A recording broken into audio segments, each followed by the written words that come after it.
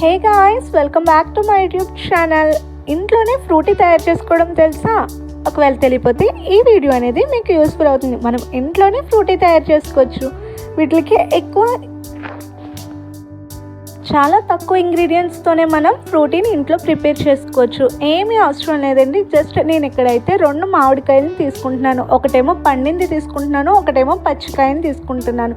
పండింది వచ్చేసరికి బంగినపల్లి కాయను అయితే తీసుకుంటున్నాను. వాటిని మొత్తం తొక్కంతా కూడా తీసేసుకుని చిన్న ముక్కలుగా కట్ చేసుకోవాలి. సో వాటిని అయితే మనం కుక్కర్ గిన్నెలో వేసుకుని కొంచెం వాటర్ వేసుకుని 2 నుంచి 3 విజిల్స్ వచ్చేంత వరకు చూడాలి.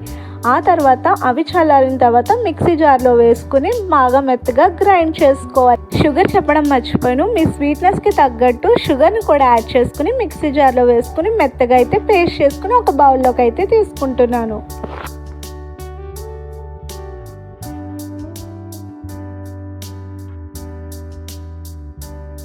ఇప్పుడు ఇది ఒకసారి బాగా కలుపుకోవాలి. ఎందుకంటే మనకి ఈ కన్సిస్టెన్సీ అనేది కొంచెం జెల్లీ టైప్లో ఉంటుంది కదా. సో మనకి వాటర్ అంటే ఫ్రూటీ డ్రింక్ కన్సిస్టెన్సీ వాటరీగా ఉంటుంది కదా. సో ఆ కన్సిస్టెన్సీ వచ్చేంత వరకు కొంచెం వాటర్ వేసుకుంటూ బాగా కలుపుకోవాలి.